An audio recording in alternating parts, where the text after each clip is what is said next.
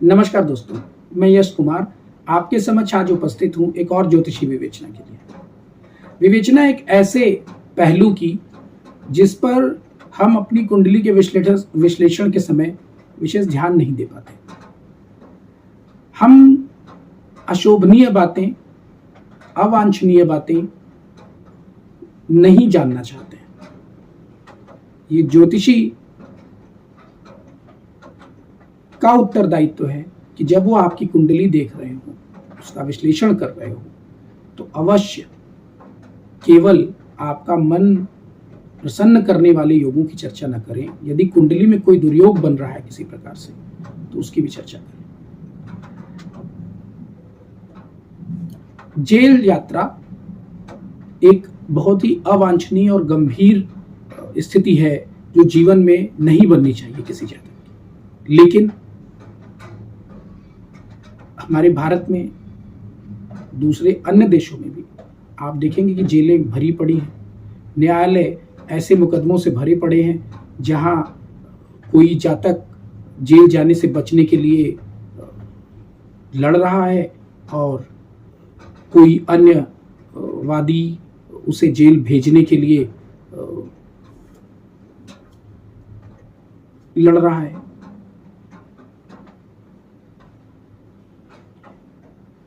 ऐसी स्थितियों से बचाव के लिए उनका ज्ञान होना, उनके बारे में चर्चा होना आवश्यक है। बहुत बार हम यह सोचते हैं कि मेरा जीवन तो बड़ा सादा है, मैं किसी ऐसे कार्य में संलग्न नहीं हूं, उसके बावजूद भी कोई अवांछनीय स्थिति ऐसी बन सकती है जो आपको जेल की यात्रा करा दे, यदि कुंडली में ऐसा दुर्योग घटित हो गया है। आज मैं आपको एक बहुत सामान्य से योग के बारे में बताता हूं। वो योग यदि कुंडली में बन जाए तो व्यक्ति को जेल यात्रा करनी पड़ती है, और उस जेल यात्रा के कारणों में से एक कारण उसकी अपनी वाणी भी होती है। बहुत सामान्य सा योग है ये एक ऐसा योग है जो 100 में दिखने वाले ग्रहों के योग से भी घटित हो सकता है। यह एक ऐसा योग है जिसमें स्वग्रही ग्रह होते हुए जातक को जेल यात्रा जैसा दुर्योग झेलना पड़ता है। यदि द्वितीय स्थान का स्वामी, द्वादश स्थान का स्वामी एक साथ होकर द्वितीय स्थान या द्वादश स्थान में बैठ जाए, तो आप सोचिए, द्वितीय स्थान का स्वामी है, द्वादश स्थान का स्वामी है, और उन्हें युति बनाकर बैठना भी द्वितीय स्थान और द्वादश स्थान में ही है, तो दोनों में से कोई एक तो स्वग्रही हो ही जाएगा। ये दोनों ग्रह 100 में भी हो सकते हैं। मैं आपको एक विशेष स्थिति लेकर बताता हूं। मान लीजिए कि यह मिथुन लग्न की कुंडली है, तो द्वितीय स्थान का स्वामी कौन हुआ? चंद्रमा। और द्वादश स्थान में क्या अंक लिखा हुआ है? 2। वहां का स्वामी कौन हुआ? शुक्र। अब आप चंद्रमा और शुक्र की युति बनाकर या तो द्वादश स्थान में या तो द्वितीय स्थान में उन्हें स्थित कर दीजिए। तो देखिए, या तो चंद्रमा या तो शुक्र स्वग्रही हो गए, लेकिन ये दोनों 100 में दिखने वाले ग्रह जातक के जीवन में एक कठोर स्थिति का निर्माण कर रहे हैं। और चूंकि यह योग द्वितीय भाव से संबंधित है, तो इस योग में वाणी भी कुछ भूमिका अदा करती है। इस योग का विश्लेषण करने की इच्छा क्यों आई मेरे मन में? एक बहुत ही सामान्य सादा अच्छा जीवन जीने वाले व्यक्ति मेरे पास विश्लेषण के लिए आए थे अपनी कुंडली की।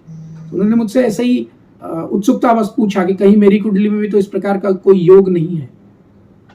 हंसी ठिठोली के क्रम में मैंने उनकी कुंडली को पुनः एक बार देखा कि हाँ, यह तो मैंने देखा नहीं था पहले। मैंने अपने ज्ञान के अनुरूप उसमें योगों को खोजने की कोशिश की और मुझे कुछ नहीं मिला। वो बहुत सीधे साधे शरीफ और सज्जन आदमी थे।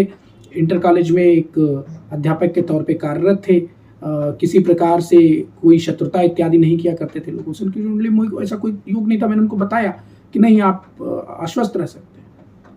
लेकिन इसी क्रम में चूंकि उनके परिवार के अन्य लोगों की कुंडली का भी विश्लेषण वो मुझसे कराया करते थे, उनके छोटे बेटे की कुंडली में मुझे एक ऐसा दुर्योग दिखा और मुझे उन्हें बताना पड़ा कि इस बालक की कुंडली में तो ऐसा दुर्योग है, तो इसे जेल जाना पड़ेगा। अब आप समझिए, जिस अभिभावक को, जिस माता पिता को आप यह बताएंगे कि उसकी बालक की कुंडली में जेल जाने का योग है, तो वह चिंतित ही होगा। वो भी चिंतित हुए, इस बात पे बहुत गहन चर्चा हुई, विश्लेषण हुआ, कुंडली में उन्होंने मुझसे उपाय पूछा, उस बालक के सब कार्यकलाप खंगाले गए। मैं आपको बता रहा हूँ, बालक बहुत ही सीधा साधा अच्छा लड़का, संस्कारवान। अब स्थिति और गूढ़ हो गई कि आखिर ऐसा क्या हो जाएगा कि यह बालक जेल चला जाएगा। क्रोधी भी नहीं है यह। बहरहाल बात आई गई, हो गई, कुछ उपाय की बात हुई, कुछ चर्चा हुई। तब से तकरीबन 6-7 साल के बाद वह बालक जेल गया, जहाँ से बेल मिलने में उसे तकरीबन 10 दिन का समय खर्च हुआ। वह समय उसे जेल में बिताना पड़ा, कानूनी प्रक्रियाएं आगे चली, उसमें से वह बाद में बरी हो गया, लेकिन जेल यात्रा हो गई उसकी। यह बालक, जब मैंने विश्लेषण करके बताया था, तब विद्यार्थी था। कुछ समय के बाद यह जमीन जायदाद की खरीद फरोख्त में संलग्न हुआ और किसी भूमि से संबंधित विवाद में इसको जेल जाना पड़ा, जहां इसने